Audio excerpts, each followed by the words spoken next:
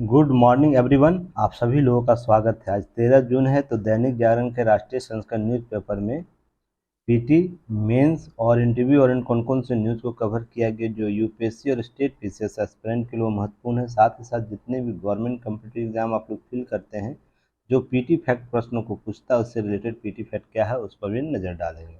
आगे बढ़ने से पहले आप लोग यूट्यूब चैनल को जरूर सब्सक्राइब कीजिए, शेयर कीजिए और सपोर्ट कीजिए। बेल आइकन को जरूर दबाइएगा ताकि सभी नोटिफिकेशन सबसे पहले आप तक पहुंचे।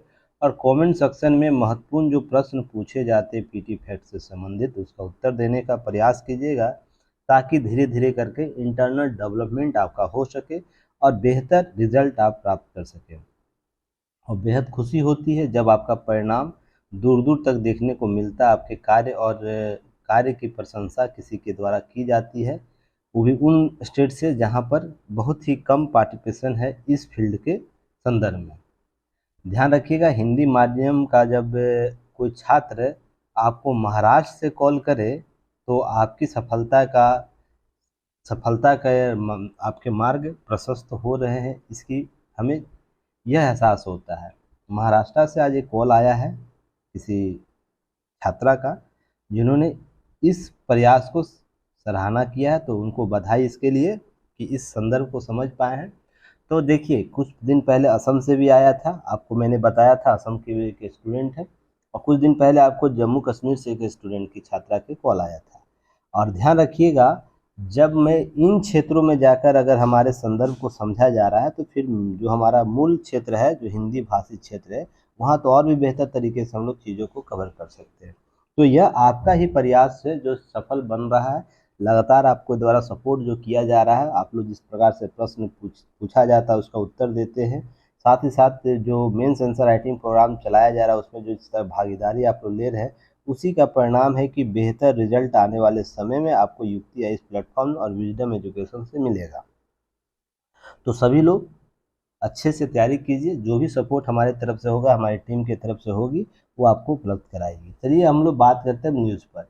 देखिए, नवनिर्मित मंदिर में 22 जनवरी को विराजेंगे रामलला। ये आपको धार्मिक रूप से यह न्यूज़ एनालिसिस करता है, तो यह आपको क्या करना, आप जागरूकतावश भी इसे जान सकते हैं। और साथ ही साथ कुछ पीटी फैक्ट के तौर पर देखिएगा। हालांकि देखिए, ध्यान होता है ये गवर्नमेंट कम्पिटिटिव एग्जाम के लिए होता है, यह यूपीएससी या पीसीएस लेवल पर नहीं पूछा जाएगा, पर आपको जागरूकतावश जरूर जाननी चाहिए क्योंकि आपकी संस्कृति। और मैंने आप लोगों को कल ही न्यूज एनालिसिस में कवर कराया कि विदेश नीति में क्या आ रहा है, मंदिर निर्माण एक नवीन कॉन्सेप्ट डेवलप हुए हैं, तो आप इसे जरूर सीखिएगा, समझने का प्रयास कीजिए। सांस्कृतिक विरासत को उन्नयन करने के लिए कैसे हम किसी देश के साथ जुड़ने चाहते हैं, अगर दो देश के साथ रिलेशनशिप डेवलप करते हैं तो उसके पहले सबसे पहले हम लोग क्या देखते हैं, हमारा सांस्कृतिक विरासत उसके साथ क्या साझा करता है, हमारा धार्मिक विश्वास कैसे है एक दूसरे के साथ साझा हो रही है, उसके बाद समाज हमारा कैसे एक दूसरे के साथ साझा हो रहा है। इसी तरह विदेश नीति एक दूसरे के साथ हम लोग बिल्ड करते, प्रगाढ़ करते, मजबूत करते, यही बातें हैं।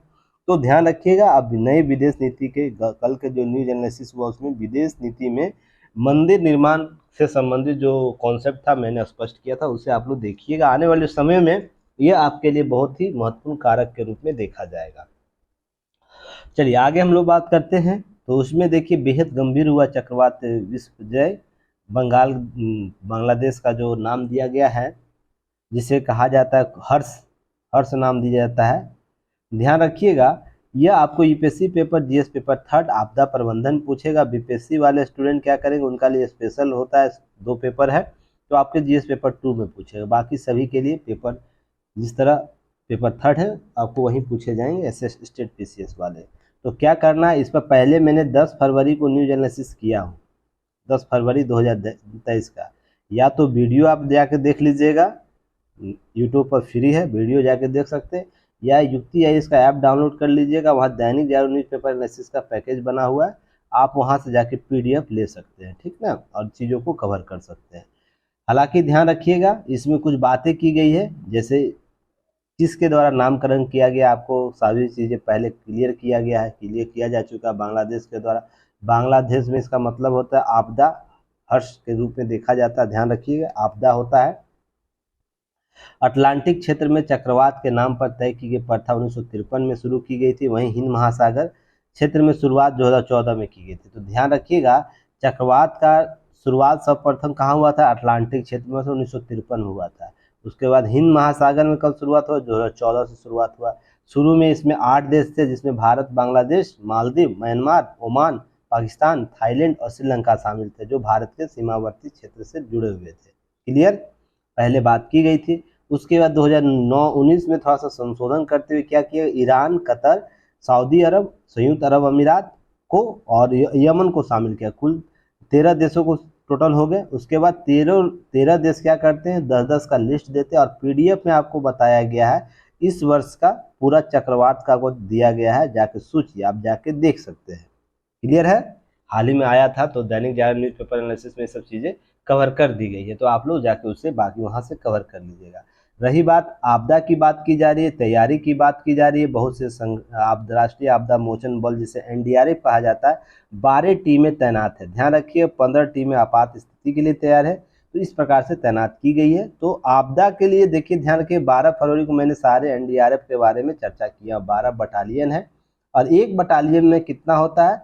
1149 आपको सदस्य होते हैं, ठीक है ना, जिसमें बीएसएफ और सीआरएफ के 3-3 और सीआईएसएफ और एसएसबी के आईटीबीपी के 2-2 बटालियन शामिल किए जाते हैं। इसके बारे में मैंने विस्तृत रूप से चर्चा 12 फरवरी को किया हूँ, तो आपको क्या करना, जाके वहाँ देख सकते हैं। एनडीआरएफ के 12 ऑपरेशनल बटालियन है देश के अलग अलग क्षेत्रों में। जैसे किन किन क्षेत्रों में? गुवाहाटी में कार्यरत है, कोलकाता में है, मुंडली उड़ीसा में, अराकोनम तमिलनाडु में, पुणे महाराष्ट्र, वडोदरा गुजरात में, गाजियाबाद उत्तर प्रदेश, भटिंडा पंजाब में, पटना बिहार में, विजयवाड़ा आंध्र प्रदेश, वाराणसी उत्तर प्रदेश, ईटानगर अरुणाचल प्रदेश में आपको एनडीआरएफ के कुल 12 ऑपरेशनल बटालियन भी तैनात है। ध्यान रखिएगा, बिहार में कोसी बाढ़, ऐसे बहुत से बाढ़ आए थे। लेह में क्लाउड बर्स्ट आया था, मायापुरी में आपको इस प्रकार से बहुत से आपदा आए हैं, जहां पर आपदा प्रबंधन एनडीआरएफ की टीम ने बहुत बढ़ चढ़कर हिस्सा लिया और क्या किया? सहायता के राहत कार्य किया और मल्टी एजेंसी मानवीय सहायता हमको प्रोवाइड किया। उसके बाद 2022 में याद रखिएगा, नोट याद रखिएगा, 28 से 30 नवंबर 2022 को उत्तर प्रदेश में क्या किया गया है? समन्वय 2022 का आयोजन किया गया। तो आपको पीटी में पूछा जा सकता है, समन्वय 2022 किस संस्था के द्वारा प्रारंभ किया गया था, यह आयोजन किया गया? ये भी प्रश्न आपसे पूछ सकता है, तो किसके द्वारा किया गया है? एनडीआरएफ के द्वारा। यह आपको जरूर याद रखनी चाहिए। क्लियर है? चलिए आगे हम लोग बात करेंगे इसी में। देखिए, बहुत सी चीज़ें पहले भी बता दी गई है, तो पीडीएफ जाके देख लीजिएगा। मैंने एनडीआरएफ की भूमिका क्या, उसकी चर्चा कर चुका हूँ। आपदा में भारत की स्थिति क्या है, आपदा प्रबंधन के में भारत की स्थिति क्या, तो जैसे यूक्रेन, नेपाल, अभी तुर्की के हाल में तुर्की में जब हुआ था, उस दिन में मैंने चर्चा किया था। तुर्की के ही संदर्भ में ये एनडीआरएफ की चर्चा हुई थी उस दिन। तो तुर्की में क्या स्थिति थी उस समय, आपको समझने का प्रयास कराया गया था। तो क्या करना, कुल मिलाकर आपको चीज़ों को पहले से देख लें, ताकि मैं अन्य न्यूज़ पर जाकर स्पेशल चीज़ों को कवर कर सकूं। ठीक ना, इतना तो कोऑपरेट आप लोग को करना ही होगा। जो न्यूज़ पहले एनालिसिस हो चुका है, या तो आप उसका वीडियो जाके देख लीजिए, डेट आपको मेंशन कर दिया जाता है, या इसी डेट में जाके युक्ति आईएएस ऐप डाउनलोड कीजिएगा। वहाँ पर दैनिक जागरण न्यूज़पेपर एनालिसिस का पैक बना हुआ, वहाँ जाके 10 फरवरी का 2023 का आप जाके पीडीएफ देख लीजिएगा। क्लियर? चलिए आगे हम लोग बात करते हैं। देखिए, बहुत ही महत्वपूर्ण है यह घोषणा, साझा घोषणा पत्र G20 का सम्मेलन का, जो होना था पर यह नहीं हो पाया। उसके लिए अलग अलग कॉन्सेप्ट डेवलप हुए, उसको हमको देखने की जरूरत है, क्योंकि यहाँ से प्रश्न शायद आपसे पूछ लिया जाए, क्योंकि G20 जो साझा घोषणा पत्र वो बहुत से विषयों को रेखांकित कर रहा था। तो ऐसी बातें की गई थी कि साझा घोषणा पत्र आएगा, ताकि जो भी G20 के देश है उसके जो सम्मेलन आयोजित किए जा रहे हैं, जो भविष्य के निर्णय होंगे, भविष्य के जो विषय हैं, उसको कैसे हम लोग बेहतर तरीके से प्रबंधन करेंगे, उसकी बात की जा रही थी। तो यह यूपीएससी के जीएस पेपर 2 साझा हित, द्विपक्षीय या बहुपक्षीय संबंध में आपको यह प्रश्न पूछा जा सकता है। क्लियर? क्लियर यहाँ तक? और भी चीज़ें हैं तो यहाँ हम लोग देखेंगे इसके संदर्भ में। ठीक है, G20 के बारे में पहले बहुत दफ़ा चर्चा हो चुकी है। जो लोग नहीं जानते G20 वह सर्च कर लिए, G20 संस्था क्या होता है, कितने सदस्य होते हैं, वर्तमान में भारत में कहाँ सम्मेलन हो रहा है, सभी पर पहले चर्चा की जा चुकी है। और पीडीएफ में 172 पीडीएफ अपलोड है युक्ति इस ऐप पर, और उससे बाहर कुछ नहीं होगा। आप एक बार जाके एक बार विजिट करके देखिए, उसको समझ आएगा कि नहीं चीज़ें कैसे की कराई गई है। ठीक है ना? और इसी से related Dainik Jagran newspaper analysis से आपको आंसर राइटिंग का प्रोग्राम प्रत्येक मंडे को कराया जाता है, तो आप उसका लाभ लीजिए, अधिकतम लाभ लिखिए और लेखन क्षमता अपना डेवलप कीजिए। पीटी से केवल सिलेक्शन नहीं होता है, ठीक ना। आपको मेंस आंसर राइटिंग करनी होगी, इस पर स्ट्रांग अपना स्पोर्ट बनाना होगा, तभी आपका सिलेक्शन फाइनल लिस्ट में हो पाएगा। ये कटु सच है तो लोग शुरुआत से क्या करते हैं, केवल पीटी केवल पीटी केवल पीटी ही पढ़ते हैं। वैसे हजारों एग्जाम्पल मिल जाएंगे, जब पीटी का रिजल्ट आता है उसके बाद मेंस के मटेरियल के लिए वो परेशान होते क्या करना है। यह स्थिति मेरे स्टूडेंट को नहीं होना चाहिए, इसलिए मैं ये प्रयास किया हूँ कि आप लोग शुरुआती दिनों से 365 दिन मेंस पढ़िए, ठीक ना, और उसके बाद उससे पीटी फैक्ट की चीज़ों को कवर कीजिए, कहीं ज़्यादा अधिक सफलता के चांसेस बढ़ जाएंगे, ठीक है। चलिए आगे हम बात करेंगे। वाराणसी में बैठक हुई थी, ठीक ना, उसी के संदर्भ में याद रखिए संयुक्त घोषणा पत्र की जगह एक प्रपत्र जारी किया गया, एक मेमोरेंडम जारी, आउटलुक डॉक्यूमेंट जारी किया गया, प्रमाण प्रपत्र एंड चेयर्स समरी, अध्यक्ष देश के सार के रूप में कहा गया। इसे क्या नाम दिया गया, आउटकम डॉक्यूमेंट, परिणाम प्रपत्र, या तो चेयर्स समरी जिसे अध्यक्ष देश का सार कहा जाता है, भारत का सार है, कहा गया। और यह क्या हुआ, इस पत्र में यूक्रेन विवाद का जिक्र किया गया है और परोक्ष तौर पर इसके लिए रूस को जिम्मेदार भी ठहराया गया है, जिसको लेकर विवाद उत्पन्न हुआ है। रूस इस पत्र को खुद को अलग कर लिया। चीन का कहना है कि इसमें यूक्रेन का जिक्र नहीं होना चाहिए था। यह बैठक विदेश मंत्री एस जयशंकर की अध्यक्षता में हो रही थी। तो देखिए इस पत्र में बात क्या हो रहा था कि जो विवाद हुआ है यूक्रेन रूस के संदर्भ में, तो वहाँ पर रूस को जिम्मेदार माना गया सभी देशों के द्वारा। तो इस संदर्भ में देखिए ध्यान रखिए, भारत और रूस के विदेश नीति में कुछ हलचल देखने को मिल सकती है, तो थोड़ा सा संबंधों को लेकर एक्टिव रहिए। कुछ अपडेट होगा मेरे द्वारा आप लोगों को सूचित किया जाएगा। फिलहाल अभी स्थिति सही है, तो जिस दिन अपडेट कुछ होगा तो हम लोग चर्चा करेंगे। तो इसके बाद लेकिन सभी देशों ने अपने हितों के बात के संदर्भ किए, ऐसा जयशंकर के द्वारा किया जा रहा है। आप ध्यान रखिएगा SDG गोल, जो मैं बार बार आप लोगों को बोलता हूँ, SDG गोल को क्या करना है, याद कर लेना। जो सतत विकास लक्ष्य है, जो 2030 तक प्राप्त करने का लक्ष्य रखा गया था, मात्र कितना दिन बच गया, 7 वर्ष बच गया है। तो इसके बाद समीक्षात्मक चीज़ें अब आएंगी, तो उसके लिए क्या करना, आप लोग को अपडेट कर लेना सारी चीज़ों को। तो यहाँ पर देखिए इस पत्र में क्या किया गया है कि 7 वर्षीय कार्य योजना को जारी किया गया। क्या मैं आप लोगों को कुछ दिन पहले ये बात बोल रहा था ना, आपको याद होगा, पुराने स्टूडेंट जो हो उनको याद हो शायद कि मैं ये बात उन लोगों को बोल रहा था कि 7 साल बच गया है। तो क्या होगा, जल्द से जल्द इस पर वैश्विक नेतृत्व की भूमिका को स्पष्ट किया जाएगा कि कौन क्या देश कर रहा है। मैंने ये बात कही थी ना, आप लोग कमेंट सेक्शन में बताइएगा कि हाँ मैंने बातें किया हूँ कि नहीं किया। तो देखिए कार्य योजना के लिए जारी कर दिया गया 7 वर्षीय कार्य योजना कि आने वाले 7 वर्ष में देशों को यह तय करना होगी कि हम और तुम क्या मिलकर काम करो, सभी देश क्या कर रहे हैं, इस पर प्रगति रिपोर्ट देनी होगी। बातें ऐसी की गई है।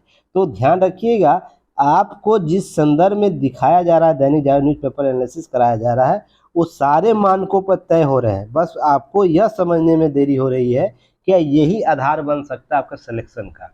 जिस स्टूडेंट को यह समझ में आ गया कि चीज़ें जब आपके न्यूज एनालिसिस में आने लगे, जो बातें बोली जा रही है, समझाई जा रही है, वो बातें कुछ दिनों में ही रिपीट हो जा रहा है। यह मैं लगता हूँ कि जब COP20 सम्मेलन की बात हुई थी और सतत विकास लक्ष्य को हाल ही में डिस्कस किया था, उसी दिन मैंने ये बात बोली थी आप लोगों को कि आने वाले दिनों में समीक्षात्मक दायित्व तय किया जाएगा सबके लिए। तो देखिए इसी G20 सम्मेलन में ही तय किया जाने लगा। तो ये सब चीज़ समझिए आप कि आप इससे अधिकतम लाभ ले सके, और कोई मंशा नहीं किसी चीज़ को लेकर। अब देखिएगा सहयोग और साझेदारी के लिए दूसरा प्रपत्र जारी किया गया, जिसमें 10 से 11 में यूक्रेन संबंधित वैश्विक जो संकट है उसके बारे में चर्चा की गई है। अब ध्यान रखिएगा कि संयुक्त राष्ट्र जो सुरक्षा परिषद है, संयुक्त राष्ट्र महासभा जैसे दूसरों मंचों पर भी क्या किया जाएगा, यह प्रस्ताव रखा जाएगा। और संयुक्त राष्ट्र 2 मार्च 2022 को संयुक्त राष्ट्र महासभा की तरफ से प्रस्तावित प्रस्ताव का भी जिक्र किया गया, जिसमें रूस यूक्रेन के मामले की चर्चा की गई थी। क्लियर है? तो ये आप ध्यान रखिएगा, 2-3 पॉइंट इससे निकला है, और भी नीचे न्यूज है नीचे पेज में, उसको हम लोग कवर करेंगे। एक तो पर्यावरण संतुलन सतत SDG गोल को क्या है, समीक्षात्मक बैठक की बात की जा रही, समीक्षात्मक प्रपत्र की बात की जा रही। दूसरा कि इसका डॉक्यूमेंट आया, उस पर आपको विचार करना है किस किस संदर्भ में चर्चा की गई। क्लियर है? आगे हम लोग बात करेंगे। न्यूज एनालिसिस कैसा लगता है कमेंट सेक्शन में जरूर लिखिए, इससे आपको अधिक से अधिक लाभ प्राप्त होगा। ठीक है ना? देखिए कुछ चीज़ें हैं ना आप लोग को भी करनी होगी, मान के चलिए अकेला चना नहीं भाड़ फोड़ता है, अकेला, ये कहावत आप लोग सुने हो, अकेला चना भाड़, अर्थात बहुत भी परिवर्तन नहीं कर सकता है। अब एक तरफी संदर्भ से चीज़ें दी जा रही है। बार बार मैं बोलता हूँ कि आप लोग जितने लोग रेगुलर आप लोग वीडियो को वॉच करते, पीटी फैट के प्रश्न का उत्तर दीजिए, जितना लिखिएगा उतना आपके डॉट्स क्लियर होंगे। मैं 1000 बार बातें अभी तक बोल चुका हूँ जब से मैं करा रहा हूँ, पर कुछ खास स्टूडेंट ही करते हैं जो रेगुलर स्टूडेंट है, जिसमें से ऐसा नहीं कि बहुत सभी लोग नहीं देखते हैं, पूरा वीडियो देखते हैं लगभग अपना फास्ट फॉरवर्ड करके। जिनको सफलता चाहिए, मैं एक शब्द में साफ शब्दों में बोल रहा हूँ, बार बार एक बात बोलता हूँ, आप उस सेफ जोन से बाहर निकलिए जो आपको है ना बाधा बनता है आपके विकास में। सेफ जोन आप लोग जो क्रिएट किए हुए अपने आसपास, उससे बाहर निकलिए और रिस्क लेना सीखिए कि प्रश्न का उत्तर देना दीजिए, मेंस आंसर राइटिंग कीजिए, खुद को उतना समय दीजिए जितना मेंस आंसर राइटिंग के लिए जरूरी है। क्लियर है ना? चलिए आगे हम बात करेंगे इसी में।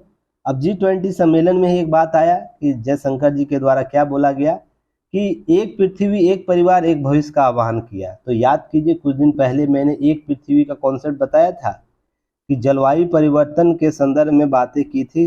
विश्व की सबसे बड़ी समस्या क्या है? जलवायु परिवर्तन। और जलवायु परिवर्तन एक पृथ्वी है, जल्द से जल्द समस्या को सुलझा लीजिए, नहीं तो आने वाले समय में मानवीय अस्तित्व की खतरा हो जाएगा। एक पृथ्वी का कॉन्सेप्ट मैंने बताया था ना, देखिए वो भी बात आपको सामने आ गया, प्रूव हो गया, कुछ बातें सही है कि नहीं है। तो ध्यान रखिएगा इन सब चीज़ों को, जो कॉन्सेप्ट यूनिवर्सल कॉन्सेप्ट है वो सदा तय रहेगा, उसी के अनुसार आपको काम करने की जरूरत है। देखिए एजेंडा जो तय किया गया था G20 सम्मेलन जो वाराणसी में चल रहा है, उसी पर एक बड़ा अवसर बताया गया है। चुनौतियों को निपटने के लिए हमें पास आने की जरूरत की बात की, भारत की ओर से एक पृथ्वी एक परिवार एक भविष्य के आह्वान किया है। तो मैंने इसी संदर्भ में बातें किया था ना, एक पृथ्वी हो एक भविष्य हो अपना। तो इसी में देखिए बात की गई है, एकजुटता की बात की गई, प्रदर्शित करने की, एक परिवार के रूप में हमें इस सिस्टम का निर्माण करना चाहिए, तालमेल बैठानी चाहिए, आधारित करनी चाहिए। भविष्य के लिए हमें अपने कार्य केंद्र में नौजवानों को, आकांक्षाओं को सामने रखना होगा। ये सब बातें की गई है, ठीक है। देखिए फिर सतत विकास लक्ष्य की बात यहाँ की गई है इस लेख में, इस कॉन्सेप्ट से भी कैसे सतत विकास लक्ष्य को, तो यह भी याद को रखना है कि सतत विकास लक्ष्य को आप कैसे बेहतर तरीके से सामाजिक और आर्थिक विकास से जुड़े तंत्रों के लिए रूप में विकसित कर सकते हैं। ये सब चीज़ें आपको दी गई है, तो थोड़ा सा आपको अपडेट होना है। बाकी सारी चीज़ें आप लोग को क्या किया गया है, PDF अवेलेबल कराया गया दैनिक जागरण न्यूज़पेपर एनालिसिस युक्ति है इसके ऐप पर, तो आप जाकर वहाँ से प्राप्त कर सकते हैं। अब कोरोना महामारी के बाद स्थितियां बिगड़ गई। 2023 में यह कार्य योजना 2016 तक कार्य योजना की जगह लेगी। जो 2016 में होनी थी 2023 में यह योजना लेगी। बहुत दिनों से विवाद था इस पर कि कैसे इसको सॉर्ट आउट किया जाएगा। अब जो लक्ष्य है, सतत विकास लक्ष्य है, उसको ध्यान रखिएगा। विश्व का ध्यान हट चुका था, लेकिन भारत अपनी अध्यक्षता में इस योजना पर क्या कर रहा है, साझा कर रहा है। और यह प्रत्येक 4 वर्ष पर तय किया जाता है। सतत विकास लक्ष्यों के नवीन आयाम याद है आप लोगों को, मैंने कवर किया था। प्रत्येक 4 वर्ष पर आपको क्या होता है, समीक्षात्मक बैठक किया जाता है कि कैसे हम लक्ष्य तक पूर्ति कर पाएंगे। क्लियर है? अब ग्लोबल साउथ देशों का नेतृत्व करने को लेकर कितना गंभीर है भारत, इसी से तय हो सकता है। मैंने आप लोगों को क्या बताया था, वैश्विक नेतृत्व में भारत धीरे धीरे अपने स्थान बना रहा है, उन खाली जगहों को भरने का प्रयास कर रहा है जो नैतिकता पर आधारित वैश्विक नेतृत्व को कायम नहीं कर पा रही है। तो ध्यान रखिएगा, भारत वहां पा रहा है क्योंकि विदेश नीति में इसकी नैतिकता टिकी हुई रहती है। कल के दैनिक जागरण न्यूज एनालिसिस में विदेश नीति और नैतिकता के संदर्भ में चर्चा मैंने किया हूँ। क्लियर है ना? कोऑर्डिनेट कर पा रहे हैं आप लोग? कल के न्यूज एनालिसिस को देख लीजिएगा, वहाँ नैतिकता और विदेश नीति क्या है उस पर चर्चा की जा चुकी है।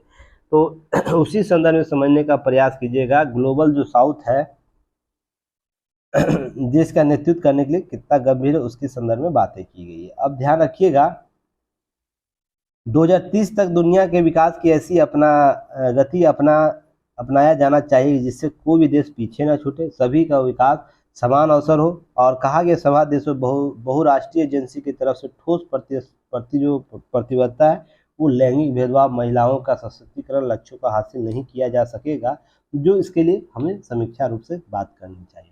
कुल मिलाकर यह है कि जो सतत विकास लक्ष्य है उसका पुनर्निर्धारण किया जा रहा है कि हम उस लक्ष्य को कैसे 2030 तक तय सीमा तक प्राप्त कर सकते हैं। उसमें G20 शिखर सम्मेलन में इसका पूर्ण रूप से समर्थन प्राप्त हो रहा है। उसके लिए आपको अपडेट रहना। अब है कि नरेंद्र मोदी जी के द्वारा, हमारे जो देश के प्रधानमंत्री, उनके द्वारा कुछ बातें इस सम्मेलन में किया गया था। यहाँ पर अंडरलाइन करना मैं भूल गया, बाद में अंडरलाइन करके मैं भेज दूंगा। वैश्विक स्तर पर अमीर और विकासशील देश, गरीब देशों के बीच तकनीकी उपयोग को लेकर बढ़ते विभेद के लेकर उठी चर्चा में नरेंद्र मोदी का प्रौद्योगिकी को ज़्यादा से ज़्यादा क्या करना, लोकतांत्रिक बनाना है। इस अंतर को पाटा जा सकता है। तो ध्यान यहाँ रखना है, क्या बात की जा रही है कि जो विकसित देश है वो टेक्नोलॉजी में और भी विकसित हो जा रहे हैं। विकासशील देश है तो बीच वाली स्थिति, टेक्नोलॉजी उनके पास है पर बेस्ट टेक्नोलॉजी, सुप्रीमेसिव टेक्नोलॉजी नहीं है। अल्प विकसित देश जो हैं उनके पास टेक्नोलॉजी के नाम पर कुछ नहीं है। तो क्या हो रहा है कि टेक्नोलॉजी का वितरण करने के लिए आपको लोकतांत्रिक व्यवस्थाएं कायम करनी होगी, अर्थात टेक्नोलॉजी तक पहुंच स्थापित करने के लिए, पहुंच प्राप्त करने के लिए सभी देशों को समान अवसर प्राप्त होने चाहिए। इन प्रधानमंत्री के द्वारा की गई है। तो इस संदर्भ को समझने का प्रयास कीजिएगा। और भी बहुत सी चीज़ें की गई हैं, पर ध्यान रखिएगा डाटा से संबंधित जो चुनौतियां हैं उसको भी रेखांकित किया गया है। फिर आर्थिक नीति संसाधनों का बेहतर तरीके से आवंटन जो किया जा रहा है उसके संदर्भ में भी चर्चा की गई है। और उसके आधार पर जो डिजिटल व्यवस्था में बदलाव हुए हैं, आने वाले समय में जो बदलाव आएंगे और भी, उसके संदर्भ में चिन्ह जो रेखांकित किया गया कुछ बिंदुओं को, तो ध्यान रखिएगा। डिजिटल इंडिया व्यवस्था, जो डिजिटल इंडिया है वो कहीं ना कहीं वैश्विक नेतृत्व में भारत सबके देश में लागू करवाना चाहेगा। और हाल ही में मार्गन रिपोर्ट ने भी आपको इसकी चर्चा की है, याद है ना, डिजिटल इंडिया के प्रोग्राम के बारे में चर्चा की है। बहुत से रिपोर्ट इसके संदर्भ में आई है कि डिजिटल इंडिया कैसे, यूपीआई का हाल ही में डाटा आया है, यूपीआई यूज़ में सब इंडिया टॉप रहा पूरे विश्व में, ऑनलाइन ट्रांजेक्शन में। तो ये सब चीज़ें आप लोग ऐड करनी है। क्लियर हो गया। अब देखिए नई शिक्षा, पीटी फैक्ट याद रखिएगा इसे। नई शिक्षा नीति में अमल पूरी करने के लिए अमेरिका और ब्रिटेन सहयोग कर रहे हैं। तो जल्द ही नई शिक्षा नीति को लागू जो किया गया है, उसको जो भी प्रोग्राम है उसके लिए ध्यान रखिएगा, वो जल्द से जल्द पूरा हो जाएगा। ध्यान रखिएगा इसके लिए क्या हो रहा है, कौशल शिक्षा और कौशल विकास मंत्रालय द्वारा G20 सोमवार को G20 शिक्षा और कौशल विकास के चौथे कार्यदल को बैठक जो 19 से 22 जून को पुणे में आयोजित की गई है, उसी में ये बातें उभर कर सामने आई है। और कौन कौन देश शामिल थे इसे एक बार देख लीजिएगा। आप लोग देख सकते हैं G20 देशों में जो लोग शामिल थे। तो पहले स्टेज की किताबें छपने की प्रक्रिया पूरी हो चुकी, जो आपको नई शिक्षा व्यवस्था तक जो स्पष्ट किया गया उसमें बातें की गई है, उसके बारे में यहाँ पर बातें की जा रही है कि पहले स्टेज की किताबें छप चुकी है। स्कूली शिक्षा दूसरे और तीसरे और चौथे स्टेज की पाठ्यक्रम की तैयारी करने का काम लगभग अंतिम चरण में। तो जल्द से जल्द सभी चीज़ें, पाठ्यक्रम फ्रेमवर्क तैयार हो जाएगा। उसके बाद उसे आपको स्कूलों में लागू कर दिया जाए, जो भी स्टेज की बातें की गई नई शिक्षा व्यवस्था में। तो आप उसे थोड़ा पीटी फैक्ट के तौर पर देख लीजिए, कौन देश इसमें आपको सहयोग कर रहा है। और जो शिक्षा और कौशल विकास का कार्यदल का जो चौथी बैठक थी वो कहाँ हुई आयोजित, यह भी आप लोग याद रखिएगा, पुणे में। क्लियर हो गया। अब हम लोग बात करेंगे आगे, ऑनलाइन गेमिंग पर सख्त होगी सरकार, बहुत जल्द लाने वाली है। तो जिस दिन आएगी हम लोग उस दिन बात करेंगे कि ऑनलाइन गेमिंग के संदर्भ में क्या बातें होनी चाहिए, और भी चीज़ों को स्पष्ट किया जाएगा। चलिए आगे हम बात करेंगे, नीचे आ जाइए।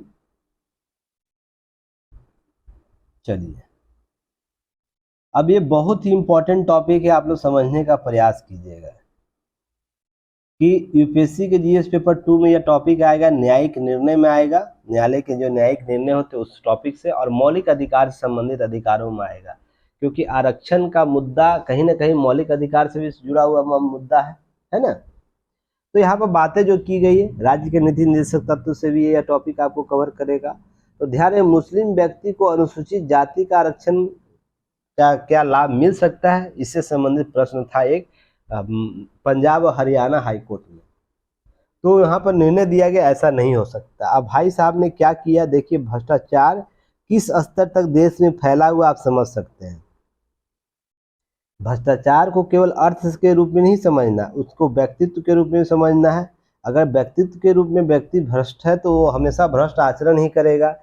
सामाजिक दायित्व के रूप में वो भ्रष्ट है तो सामाजिक दायित्व को हमेशा कमजोर करने का प्रयास करेगा। तो भ्रष्टाचार का अर्थ केवल अर्थ के रूप में नहीं सोचना, उसका सामाजिक रूप है, उसका व्यक्तिगत रूप है, उसका पर्यावरणीय रूप है, ठीक है ना। तो इसमें भाई साहब ने क्या किया है, ध्यान रखिएगा कि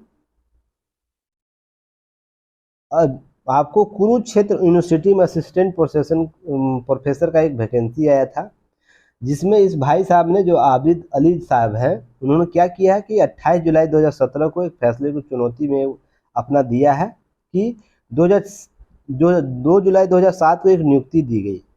उसके बाद 2012 में कृष्ण कुमार एक कोई व्यक्ति था जिसने यूनिवर्सिटी में शिकायत की कि जिसके आधार पर इसकी जांच आरंभ हो कि इस व्यक्ति ने क्या किया, एसटी वर्ग से जाके, आपको क्या किया है, एससी वर्ग से जाके क्या किया है, नियुक्ति प्राप्त किया है ना, जो सीट रिजर्व होता है उसके आधार पर। अब एससी सर्टिफिकेट याची ने नियुक्ति के आवेदन करते हुए दिया था और वह उसके पास पंजीकृत नहीं है। एससी वर्ग में वो पंजीकृत, मुस्लिम वर्ग, एससी वर्ग में तो पंजीकृत नहीं ना है, ध्यान रखिएगा, पंजीकृत तो नहीं है, वो उनका अलग वर्ग है, ध्यान रखिएगा। तो ध्यान रखिएगा इन सब चीज़ों को कि कैसे भ्रष्टाचार के स्तर देश में है। अब याची ने आवेदन पत्र में क्या बोला, जाति एससी ए दर्जे की है। इंटरव्यू में भी उसने क्या किया, जो सूची मुहैया कराई थी उसमें भी याची को एससी उम्मीदवार दिखाया गया था।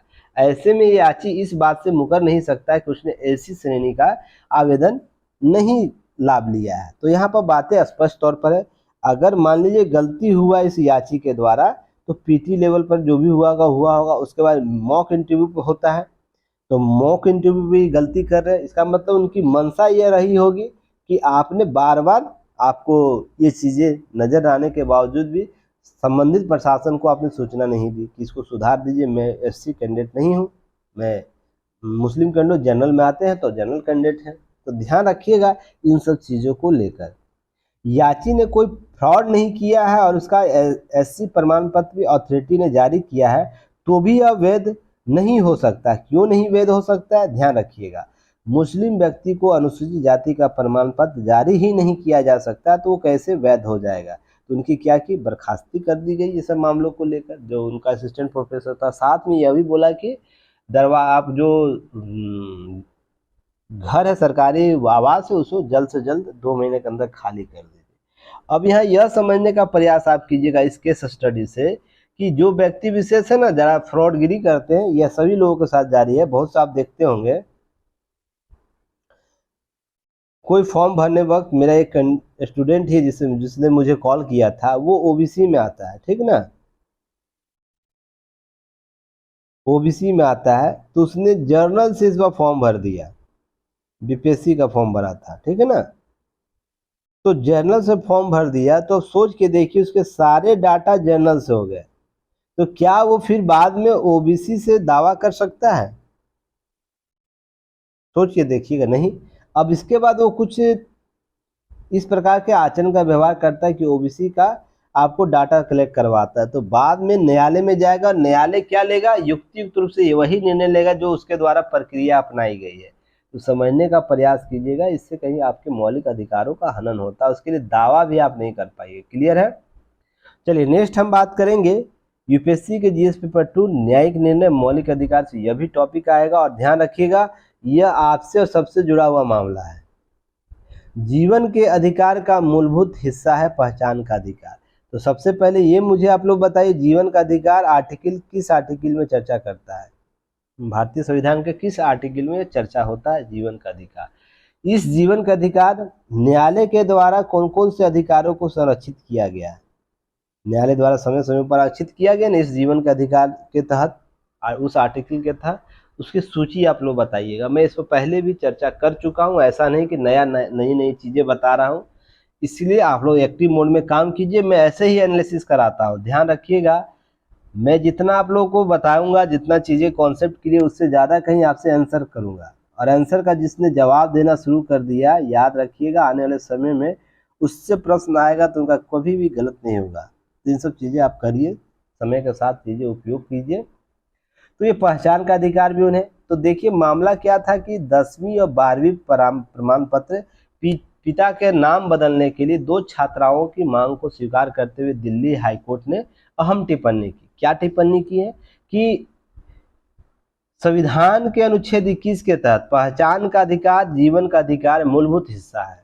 तो आप आर्टिकल 21 के तहत जानते हैं कि अधिकार है, पहचान आपको मौलिक अधिकार है, जीवन का अधिकार। उसके तहत बहुत सी चीज़ें स्पष्ट की गई हैं। सूची मैंने आप लोगों को बताया था जब यूपीएससी सीएससी बैच ले रहा था उस समय।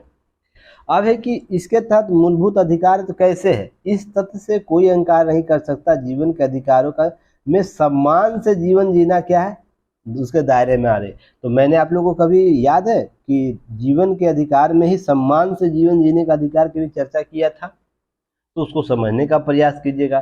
तो सम्मान का अधिकार है, जीने का अधिकार है 21 के तहत, तो यह भी प्राप्त करने का अधिकार होगा उस व्यक्ति को।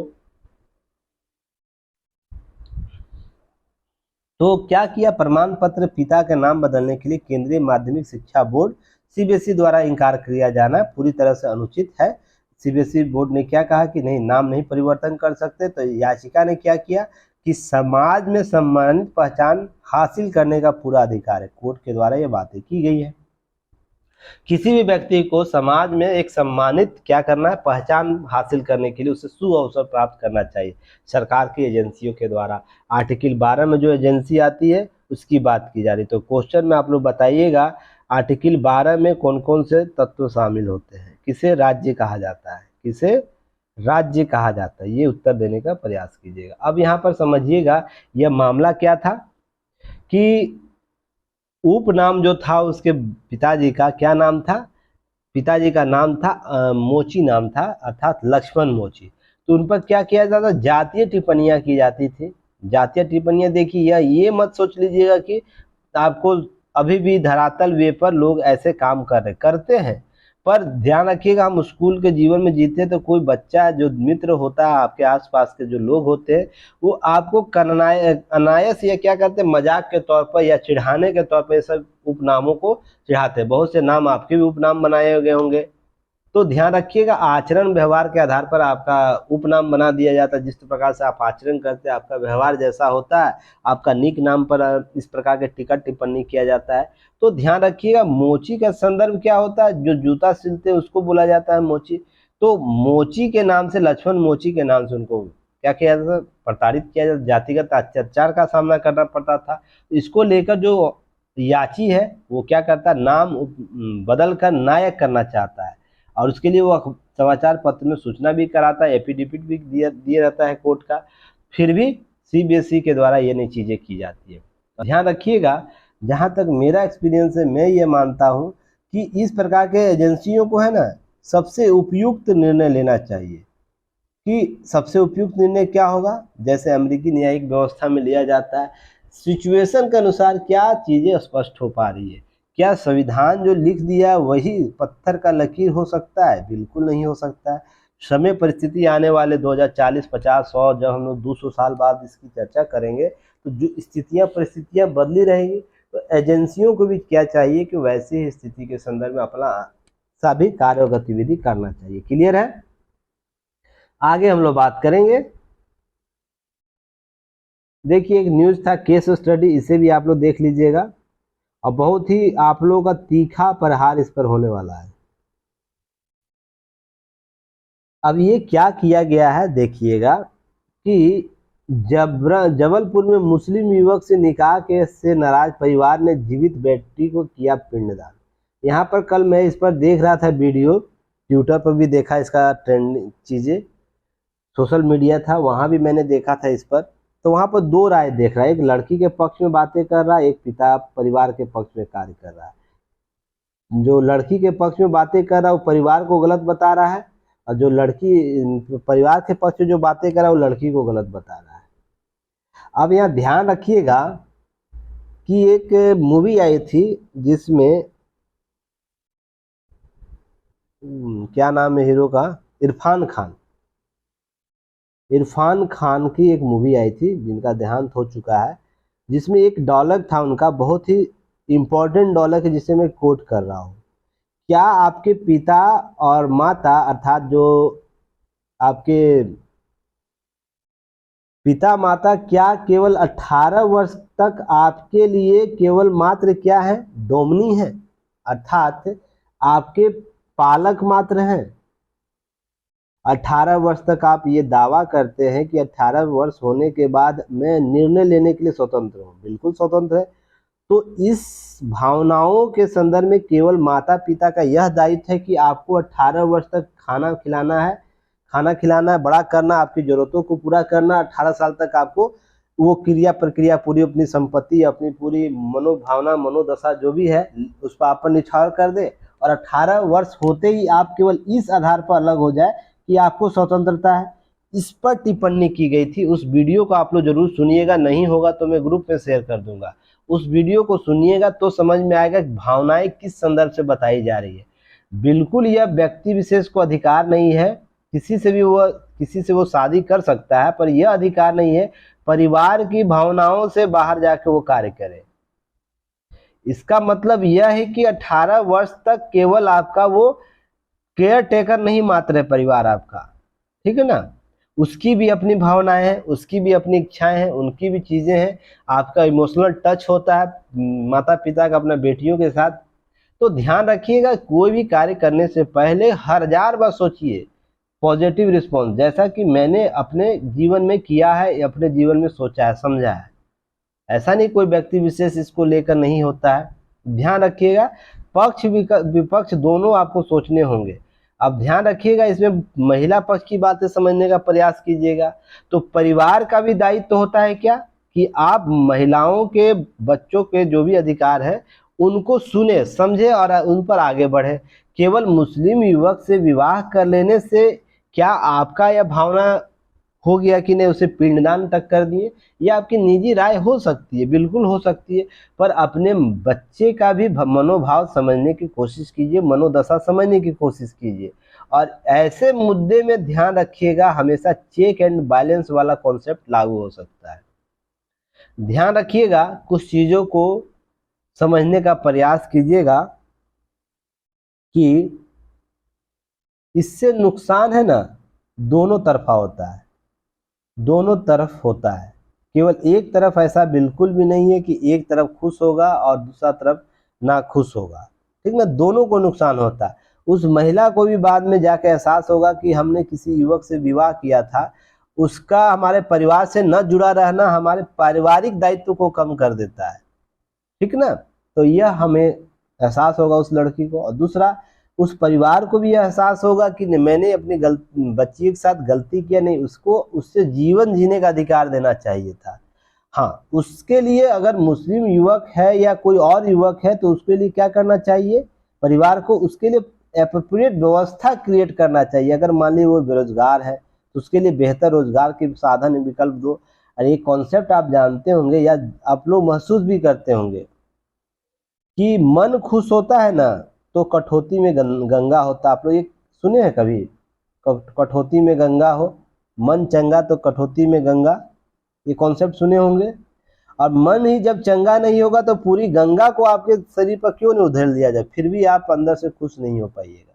कॉन्सेप्ट यह कहने का है कि अगर कोई व्यक्ति विशेष ए बी से विवाह कर रहा है और वो दोनों आंतरिक रूप से खुश है, दिल से अंदर से खुश है, तो उनका जीवन बहुत आसान होगा जीवन काटना। ऐसा मैं कई उदाहरण जानता हूँ जो व्यक्तिगत तौर पर लव मैरिज शादी किए हैं और जीवन को अच्छे से जी रहे हैं। पर इसका यह भी बिल्कुल अर्थ नहीं होता कि आप परिवार की उन भावनाओं को ठेस पहुंचाइए जो आपके लिए वो पिछले 18 साल से सपने देख रहे हैं। तो इसमें चेक एंड बैलेंस वाला कॉन्सेप्ट होना चाहिए, इसमें एक तरफी नज़र आपकी नहीं होनी चाहिए, ठीक है ना। और कभी भी ये ध्यान में रखिएगा, पीपीएससी एस्पिरेंट है, पीसीएस एस्पिरेंट है, आपका कभी भी महिला के तरफ इसका झुकाव एकदम नहीं होना चाहिए। रीजन इसके पीछे यह है कि इससे आप न्याय नहीं कर पाइएगा कि केवल महिला को क्या होने चाहिए, ऐसे अधिकार होने चाहिए, ठीक ना। ये 18 वर्ष हो गया तो उसे अधिकार होने चाहिए, वो स्वतंत्र है, ऐसा बिल्कुल विचारधारा मत रखिएगा।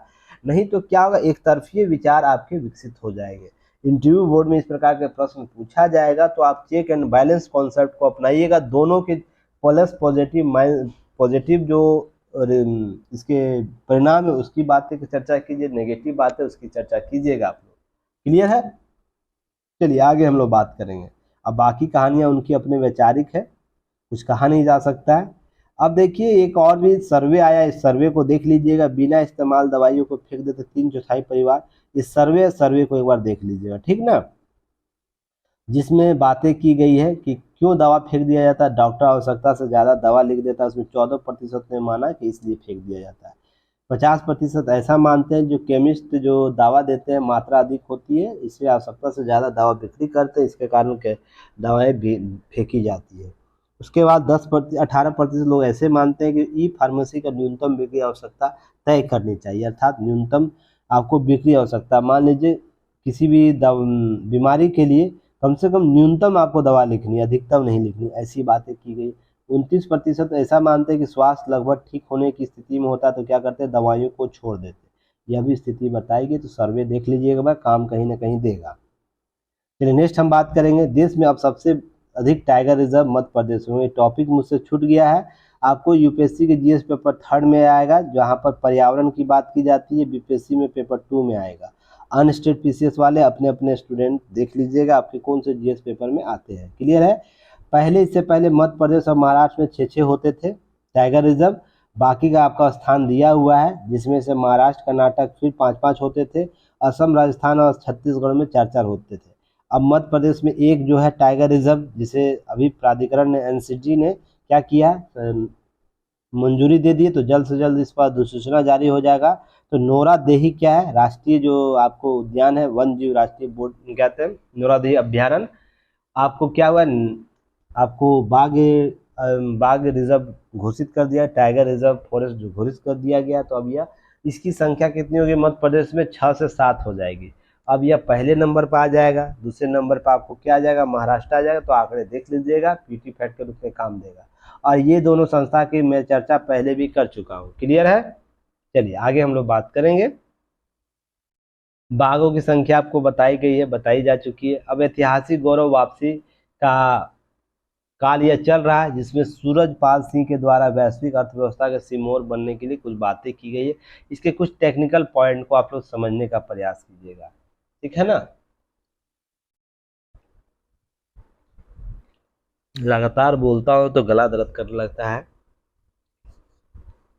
और एक दिन नहीं न्यूज आता है तो आप लोग बोलने लगते हैं कि सर न्यूज क्यों नहीं आया। किसी दिन रेस्ट करने दीजिए मुझे। कुछ स्टूडेंटों के द्वारा कमेंट किया जाता है, यहाँ तक कि व्हाट्सएप पर स्टेटस पर व्हाट्सएप में सेंड कर दिया था मैसेज, अभी तक न्यूज नहीं आया है। क्या बोला जाए आप लोगों को, तो चीज़ें थोड़ा सा सपोर्ट कीजिए।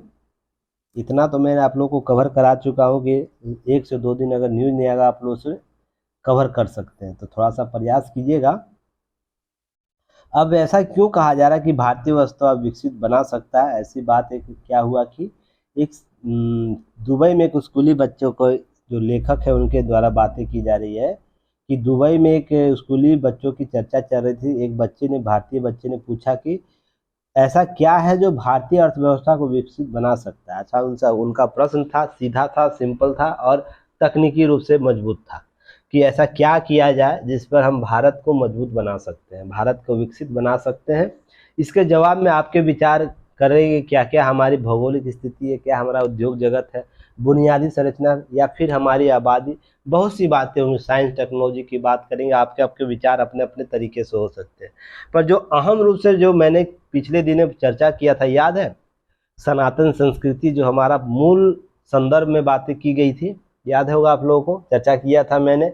हमारी सांस्कृतिक विरासत पहले सनातन हुई, उसके बाद मुगल काल में, उसके बाद आपको प्राचीन भारत में जो चीज़ें डेवलप हुई थी, बौद्ध धर्म से संबंधित सांस्कृतिक विरासत डेवलप हुआ, जैन धर्म से संबंधित सांस्कृतिक विरासत डेवलप हुआ, उसके बाद मुगलों का हमारे यहाँ पदार्पण हुआ, तो मुगलों के भी कुछ अच्छे अच्छे सांस्कृतिक विरासत हमारे यहाँ पहचान दी।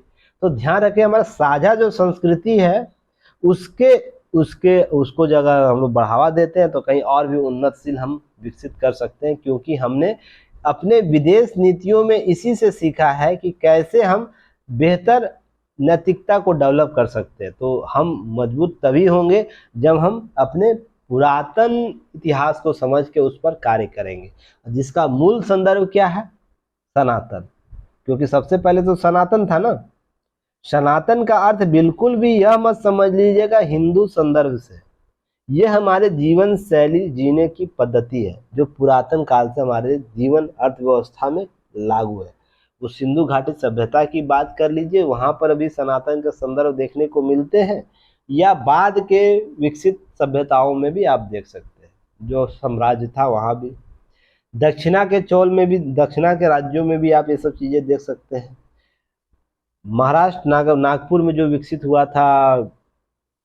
जो हुआ था शिवाजी के कालखंड में, जो विकसित स्वरूप हुआ था, वो भी वहाँ पे सनातन का स्वरूप देख सकते हैं। और यहाँ पर ये सब चीज़ें समझने की जरूरत क्यों है, मैं अभी आपको आगे चर्चा करूँगा कि हम एक पीढ़ी से दूसरी पीढ़ी उत्तरदायित्व के रूप में मिली है, जो हमारे परिवारों, परंपराओं और धर्म के भीतर तक रची बसी है। क्या संस्कृति, हमारी संस्कृति क्या धरोहर, जिससे पीढ़ी दर पीढ़ी क्या हुआ हस्तांतरण हुआ है, संस्कृति डेवलप हुई है, जिसमें हम लोग क्या बात करते हैं, भारतीय सनातन परंपरा को मानते हैं ना। तो यहाँ पर युधिष्ठिर जो थे उनके द्वारा कभी नारद मुनि, जैसे एक प्रसंग आता है जहाँ पर बात की जाती है कि समाज कल्याण और जीडीपी विकास, जो दो सह-अस्तित्व की बात की जाती है, नागरिकों पर समता सर्वोपरि हो, भारतीय सभ्यता सदा धन और दान दोनों को सर्वोच्च मानती है। अब ऐसा क्यों बात हुई कि एक प्रसंग आता है देवादि नारद के बारे में और युधिष्ठिर के बारे में। उनसे यह पूछा गया कि अच्छा राजा के गुण बताने। नारद जी से पूछा गया कि अच्छा राजा के गुण क्या होते हैं। तो राजा का मतलब अभी राष्ट्रपति या प्रधानमंत्री समझिएगा। तो किसी देश के प्रधानमंत्री और राजा के जो प्रधानमंत्री राष्ट्रपति, उसके बेहद गुण क्या होंगे। तो उस समय एक प्रसंग में देवादि नारद के द्वारा युधिष्ठिर को ये बताया गया था, ये गुण होता चाहिए वाक्पटुता का, सहायता करने की तत्परता का, शत्रुओं से निपटने की बुद्धिमत्ता का, स्मृति का, नैतिकता का, राजनीति का ज्ञान का। अर्थात वर्तमान में क्या ये बातें आप लोगों को नहीं नजर आ रही है किसी भी देश के विदेश नीति में, या जो हमारे किसी देश के सर्वोच्च पद पर जो व्यक्ति बैठे रहते हैं उनके व्यवहार में ये नजर आपको नहीं आता है वाक्पटुता करने में, किसी बात को कहने में स्पष्ट आचरण व्यवहार हो, एकदम ठोस बातें रखे, टू द पॉइंट बात करे, सहायता के लिए तत्पर रहे, हमेशा किसी की सहायता करने के लिए हर व्यक्ति के साथ वो समान व्यवहार करे, शत्रुओं से निपटने के लिए बुद्धिमत्ता का प्रयोग करे, बुद्धि आप केवल शक्ति का प्रदर्शन नहीं कर सकते हैं, इस तरीके से स्मृति होनी चाहिए, आपको याददाश्त आपकी तेज होनी चाहिए कि हमने किस देश के साथ किस अवसर पर क्या चीज़ें की है। फिर नैतिकता आपका आधार होना चाहिए अपने शासन प्रशासन का। तो देखिए यही सब बातें हमारी संस्कृति में थी ना, जो आज वर्तमान तक जीवंत है, जो हर देश के जो प्रमुख होते हैं उनके कार्य व्यवहार में दिखता है, आने वाले समय में भी ये दिखेगा। तो हमारा संस्कृति हमें ये बताता है। अब इसी तरह चाणक्य का भी आप लोग देखते होंगे, राज्य का दायित्व बताया गया, राज्य कैसे कार्य करता है, राजा का दायित्व बताया गया, राजा का क्या दायित्व होता है। सेम टू सेम यही बातें आपको वहाँ भी स्पष्ट तौर पर की गई है। और पूरा आपको प्रश्न भी हिस्ट्री में पूछा जाता है, वर्तमान संदर्भ में चाणक्य का नीति प्रशासनिक स्तर पर कितना युक्त है, आपको यह प्रश्न भी पूछा जाता है। तो आपको वह चीज़ें स्पष्ट करनी है। अमेरिकी सरकार हो, चीनी के कारोबार हो, सभी ने क्या किया, अनैतिक व्यवहार किया, अनैतिक व्यापार को बढ़ावा दिया, किसी न किसी रूप से उनके चीज़ों को क्या कहा जाता है, नैतिकता पर नहीं है, कहीं ना कहीं उनके हित देखने को मिलते हैं। एक देश दूसरे देश के साथ अगर सही व्यवहार न करे तो दूसरा देश क्या करता है, तुरंत उस पर रोक लगा देता है, बहुत सी चीज़ें की जाती है। अब यह भारत है, एक भारत ही ऐसा है, जैसे कुछ दिन पहले मैंने आपको बताया था कि विश्व में भारत की विदेश नीति को क्यों प्रासंगिकता मिल रही है। मैंने कुछ दिन पहले आप लोग को स्पष्ट किया था ना, तो देखिए फिर वो बातें यहाँ सामने आ गई कि मैंने उस दिन बातें की थी। क्या आप लोग को याद होगा, पुराने स्टूडेंट जो हैं, रेगुलर जो देखते हैं, केवल भारत में ऐसी प्रमुख शक्ति है जिसके पास रास्ता चुना है जो कूटनीतिक समझ हो, नैतिकता का भरा पड़ा हो, अर्थात नैतिकता के आधार पर जो हम करते हैं। तो मैंने लोकतांत्रिक देश के संदर्भ में बातें की थी। लोकतांत्रिक देश का मूल आदर्श क्या है, नैतिकता आधारित शासन व्यवस्था का होना। तो ये सब बातें मैंने किया था। इसलिए भारत का विदेश नीति अन्य देशों के द्वारा बहुत बेहतर तरीके से समझा जा रहा है। अब जहाँ 10 देश हो, ठीक ना, 10 देश हो, और भारत की विदेश नीति की बात की जाए तो भारत की विदेश नीति को प्रमुखता दी जाएगी। मैंने ऐसा बात कहा था। देखिए उन सब चीज़ों को समझने का प्रयास कीजिएगा कि आधार वही है, बस कॉन्सेप्ट चेंज होते जाते हैं।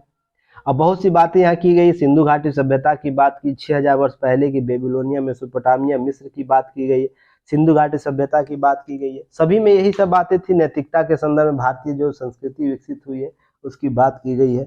अब महान इतिहास, 6000 वर्ष पहले हम लोग क्या थे? आरंभ में व्यापार, विज्ञान, दर्शन में विश्व गुरु थे। हम कुल जीडीपी का, वैश्विक जीडीपी का 27% योगदान करते थे। तो सोच के देखिएगा, तो वर्तमान में अमेरिका लगभग 15% कुल जीडीपी का योगदान करता है वैश्विक जीडीपी में। तो अमेरिका अपने सर्वोच्च स्थिति में, और भारत 27% था अपने उस दौर में। तो सोचिए कहाँ होगा भारत। तो पर हम आक्रांताओं से परेशान थे। हमारे यहाँ कम एक से एक क्या थे, वो थे, क्या कहते हैं उसको, जो अपना भेदी दूसरे को देता है, क्या बोलते हैं उसका नाम, हम लोग क्या बोलते हैं, किस नाम से? देखिए कभी कभी होता है कि दिमाग में रहता है, चीजें आ नहीं पाती हैं। मूलचंद, मूलचंद जो दिया गया था, अर्थात बहुत से देश, हमारे देश में मूलचंद है, वर्तमान में ऐसे बहुत से मूलचंद है। देखिएगा, ध्यान यह देने की बात है कि आप किसी भी शासन व्यवस्था में हो, आपको यह समझ विकसित करनी होगी कि हम वर्तमान समय में कैसे उसको महत्वपूर्ण भूमिका अदा कर सकते हैं। ध्यान रखिएगा, तो इसको समझने का प्रयास कीजिएगा। विज्ञान और टेक्नोलॉजी में हम बेहतर थे। मानव सभ्यता 95% भारतीय दुनिया के खनिज, मसाले, आपको धातु जैसे गणित एवं क्या है, गणित और खगोल शास्त्र की अवधारणा देता रहा है। 1700 वैश्विक जीडीपी में भारत का 27% योगदान था। सोच के देखिएगा, ये औरंगजेब के समय की काल की बात हो रही है। क्लियर? एक सेकेंड। औरंगजेब के समय की बात हो रही है, जहां पर वैश्विक जीडीपी का 27% योगदान था। अब ध्यान रखिएगा, मध्यकाल में औरंगजेब की विफल नीतियां, जिसने ये क्या किया, पूरे भारतीय नीति में ही परिवर्तन कर दिया। क्या करता था, पहले हमारे सनातन अकबर तक इस नीति को पालन किया गया था, जहां पर सह अस्तित्व की बात होती थी। पर औरंगजेब ने क्या किया, ये अपने भाई तक को नहीं छोड़ा सह अस्तित्व के मामले में, तो पूरे देश के अन्य राज्यों की क्या बात की जाएगी। तो यहाँ पर क्या, वो इस कठोर नीति ने क्या किया, भारत का जो बेस था उसी को कमजोर कर दिया। तो देखते होंगे अंग्रेज के बाद जब इसका पतन हुआ मुगल साम्राज्य का, तो मूलचंदों की बाढ़ आ जाती है, आती है ना, देखते होंगे। तो अंग्रेज क्या करता है, यूरोपियन कंट्री क्या करता है, पुर्तगाली अंग्रेज कंपनी सब क्या करते हैं, मजे से आते हैं, फूट डालो राज करो वाला नीति अपनाते हैं, और क्या करते हैं कि चीजें आपको उसके बाद देश का जो बेड़ा गर्द करना था वो कर चुके थे। क्लियर है? वर्तमान में देखते हैं आपको इस प्रकार की जो स्थितियां देखती वो नहीं होती। क्लियर है? अब गुलामी की बेड़ियां तोड़ा 47 में समृद्ध की राह पाए, फिर हम वैश्विक स्तर पर पहुंचने का प्रयास करें। अभी भी कुछ देश में ऐसे लोग हैं जो वर्तमान सरकार जो भी रहती है, वो वर्तमान सरकार जो भी रहेगी उसका आलोचना ही करेंगे, केवल उनके सारे कार्य की आलोचना करेंगे, चाहे वो कांग्रेस हो, चाहे वो बीजेपी हो, चाहे वो अन्य पार्टियां हो। केवल सरकार के, वर्तमान सरकार कहने का अर्थ जो भी अभी सत्ता में कायम रहेगा, केंद्र में या राज्य में, वो वर्तमान में उस पार्टी का, उस कार्य सरकार का हमेशा आलोचना ही करेगा। ऐसा नहीं कि कुछ पॉजिटिव काम किए हैं तो उसका तारीफ भी कर दो भाई, ऐसा नहीं, उसका सहयोग दे दो, नहीं ये सरकार की योजना बहुत बेहतर, इसको हम लोग सभी पार्टियों को सहयोग करना। हमारे सिस्टम में अब है ही नहीं, क्योंकि मूल चंदों की कमी नहीं है, क्योंकि ये कॉन्सेप्ट डेवलप करके चल चुका है अंग्रेज कि फूट करो राज करो ला, और ये आधार है हमारे विदेश नीति का। ये समझने का प्रयास कीजिएगा, आप ये एहसास करिएगा। वर्तमान में बीजेपी की सरकार है ना, तो कांग्रेस या अन्य पार्टियां इसका विरोध करेगी कि कुछ भी, अब मान लीजिए 100 नीतियां लाती है, उसमें से 10 या 20 आपको लगता है कि वो कमजोर है, ठीक ना, बाकी अगर 10 भी आपको अच्छा लग रहा है तो उसकी तारीफ करिएगा ना, कि हम साझा लोकतंत्र को विकसित किए हुए, इसको समझने का प्रयास कीजिएगा। अब ऐसा बिल्कुल नहीं था। इसके विपरीत अगर कांग्रेस सरकार में, केंद्र में, या अन्य पार्टियां केंद्र में, तो उसके विपरीत के जो विपक्ष के लोग हैं यही काम करेंगे। तो हमारे यहाँ एक कॉन्सेप्ट ही समाप्त हो चुका है कि समग्र एकता को लेकर राजनीति करनी है, अर्थात एक मूल उद्देश्य को। अब जो पार्टी केंद्र में होगी, राज्य में हो, वही पूरा दायित्व उसको होगा हमारे देश का विदेश नीति तय करने के लिए। यह ऐसा आचरण हो गया। यहाँ तक तो हद हो गई है कुछ चीजों को लेकर। मैं देखता हूँ, बहुत दुख होता है इन सब चीजों को लेकर। एक भारतीय के तौर पर हमारा देश वैचारिक रूप से कितना नग्न हो चुका है, मैं इस बात को बोल रहा हूं, इसको समझने का प्रयास कीजिएगा। वैचारिक तौर पर कितना नग्न हो चुका, नंगा हो चुका है, जिसकी पराकाष्ठा की सीमा अब समाप्त हो चुकी है। कुछ किसी को भी कोई भी आता है, कुछ किसी के बारे में कुछ बोल के निकल लेता है, उसकी सीमा तक कोई एहसास नहीं कि इसके बाद असर क्या होगा। और कुछ ऐसे मूलचंद हमारे देश में हैं जो इसको अंदर से प्रोमोट करते हैं, उसको आँच देते हैं, इसको धुआं देते हैं, हवा देते हैं ताकि और आग लगे, और उसके लिए विदेशी फंडिंग में प्राप्त करते हैं। और इसमें कौन पिसता है? आम जनता पिसती है, जिसको यह समझ के वो रोटी कपड़ा मकान से मतलब है। ये समझने का प्रयास कीजिएगा। यह हमारे, इसको जब तक हम नहीं समाप्त करेंगे तब तक हम विश्व में एक अलग पहचान नहीं बना पाएंगे। बाकी चीजें तो प्राप्त हो जाएगी, पर सशक्त रूप से हमें ये करना होगा कि हमें समग्र साझा राजनीतिक लोकतांत्रिक व्यवस्थाओं को कायम करना होगा, जहां पर सरकार जो भी वर्तमान में सरकार काम कर रही है, केंद्र में हो या राज्य में हो, ठीक है ना, उसके पॉजिटिव वर्क को सभी पार्टियों के द्वारा सराहना करना चाहिए। और नेगेटिव वर्क है, नेगेटिव वर्क लग रहा है कि नहीं नेगेटिव है, तो क्या करना चाहिए? उसके लिए विरोध प्रदर्शन कीजिए। राजनीतिक पार्टी जो है, वर्तमान की सरकार जो है, उसको भी यह तय करना है कि हम सभी साझा जो हमारे विपक्ष के लोग अगर आ रहे हैं उस पर विचार विमर्श करो। तो ऐसी राजनीति का लोप हो चुका है जो हमारे सनातन प्रकृति में या तो मौर्य काल, अशोका के काल में देखने को मिलता है, मुगल से पहले देखने को मिलता है, जहाँ पर ये सब बातें होती थी।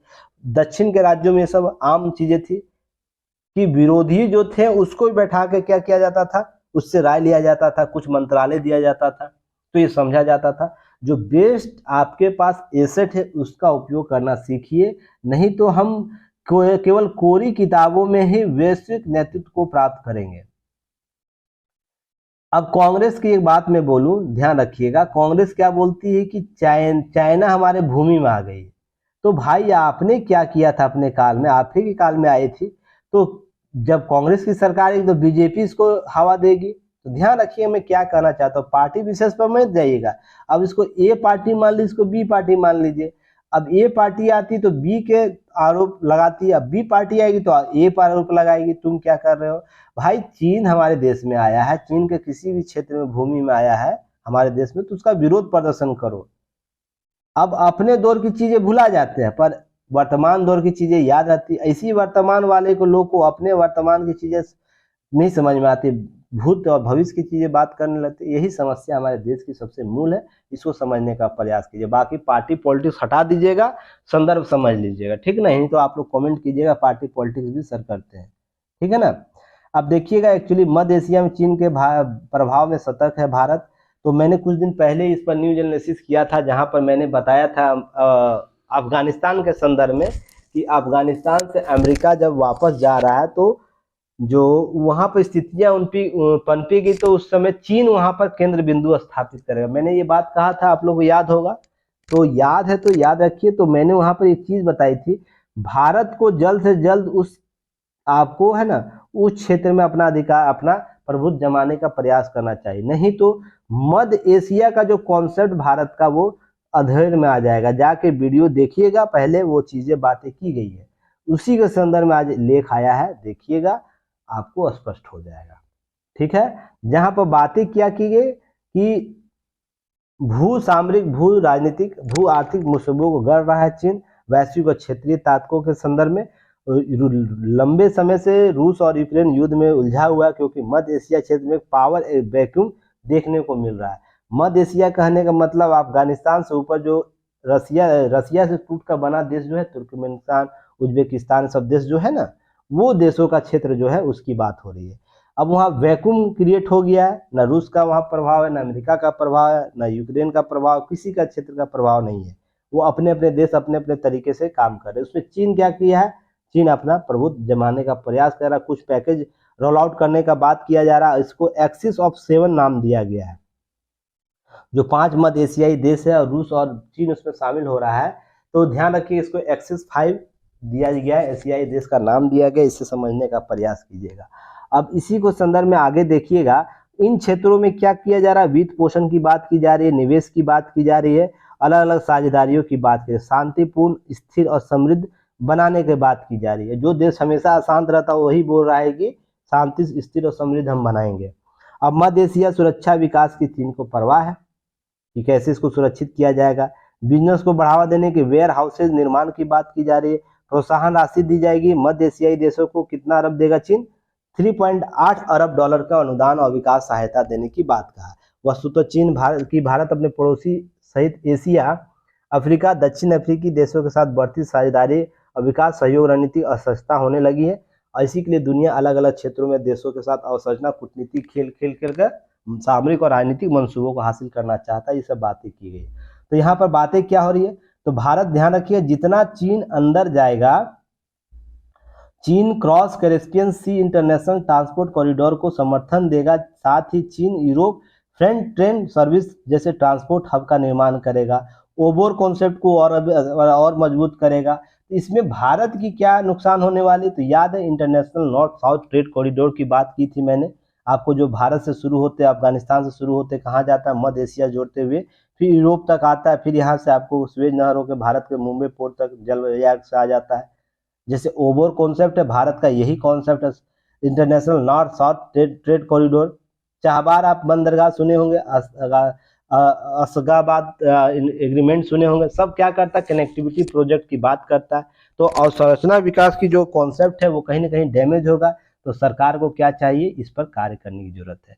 इससे पहले बहुत सी बातें की गई थी जो मैंने आप लोगों को पहले बता चुका हूँ, बाकी एनालिसिस आप लोग वहां से देख लीजिएगा, कवर कर लीजिए। कुल मिलाकर यह है कि मध्य एशिया में जो एक्सिस पावर कमजोर हो रहा है, तो भारत की जो बहुत महत्वाकांक्षा है कि इस क्षेत्र से निकलकर हम एशिया तक जाए, यूरोप तक जाएंगे और फिर हम अपना व्यापार करेंगे, ताकि ओबोर का कॉन्सेप्ट हम उसको डैमेज कर सके, अपनी मंशा को पूरी कर सके, जो हमारे इन संदर्भों के साथ, इन देशों के साथ साझा राजनीति है, साझा कॉन्सेप्ट है। तो फिर मैं वही बात बोलूंगा, अगर भारत इस क्षेत्र में बेहतर प्रदर्शन करेगा तो चीन पीछे हो जाएगा, क्योंकि भारत और चीन में केवल मूल अंतर क्या है, लोकतांत्रिक देश का होना, और दूसरी बात क्या है, नैतिकता का बेहतर आधार होना।